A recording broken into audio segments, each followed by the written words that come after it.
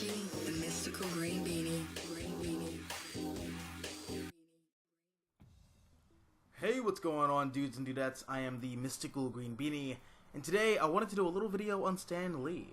So, for those of you who don't know, a few days ago Stan Lee passed away, and while I understand that everyone is shaken and is saddened by his death, to be honest, when I heard that he died, I didn't really feel sadness. If anything, first and foremost, I was kind of relieved, because for the past year or two, that man has endured so much shit from people. You know, there was so much drama surrounding him in what should have been his more peaceful years, so in a bittersweet kind of way, I'm glad that he's at peace and doesn't have to put up with the vultures of the media and some of the other stuff that was rumored to be going on in his final years. But that just comes down to my sensibilities and how I view death personally and whatnot. But also, I felt a wave of appreciation. You know, in that moment, I was less sad that he wasn't going to be around anymore, and I was more so in awe at the legacy that he gets to leave behind. And I'm happy that he was able to live long enough to not just see the pop cultural impact that he left on the world of entertainment, but the cultural impact that he left on art and the art of storytelling that will be felt for generations to come.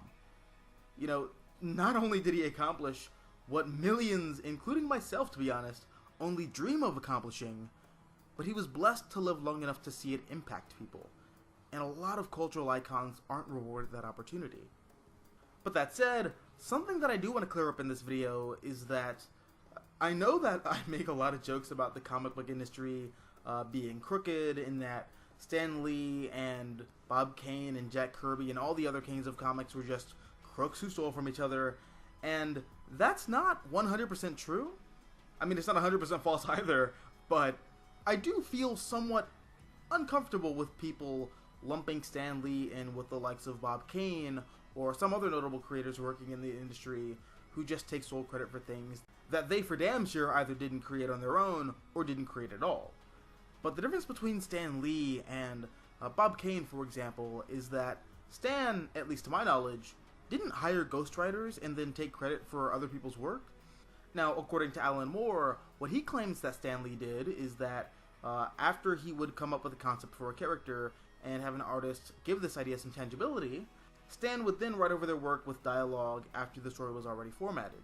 And while I do get why Alan Moore and others who would share this opinion would have such a negative take on Stan based off of this, from my understanding, that's just the Marvel method of writing and drawing comics.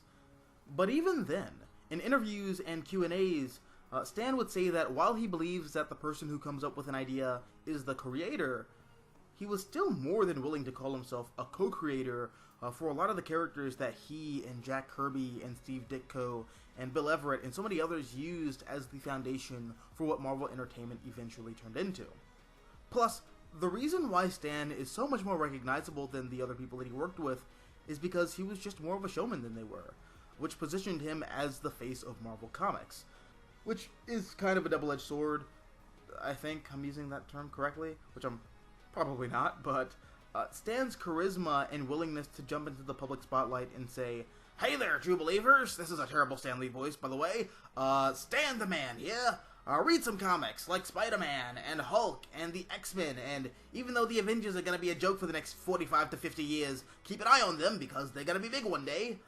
And because of that, the medium of comics was elevated to a status in pop culture that they never would have reached without him. The big downside to that, however, is that while Stan became synonymous with the Marvel brand, all the others that he worked with more or less faded into obscurity in the public eye. And honestly, that's no one's fault but our own. But yeah, just wrapping up, to say that Stan Lee was incredibly influential to the world of entertainment would be an understatement, because I don't have to tell you that he helped revolutionize comic book storytelling and the way that people perceive comics as a result. And I guess in the grand scheme of things, I could have been born at any point in time, but I'm glad that I was born when I was. I'm glad that I'm alive at this exact moment in human history, so that I could not only bear witness to the impact that Stan Lee had on the world, but experience what his legacy is, and hopefully see what it further blossoms into. So, as the saying goes, enough said. I love you all, and My parting word, of course, is Excelsior!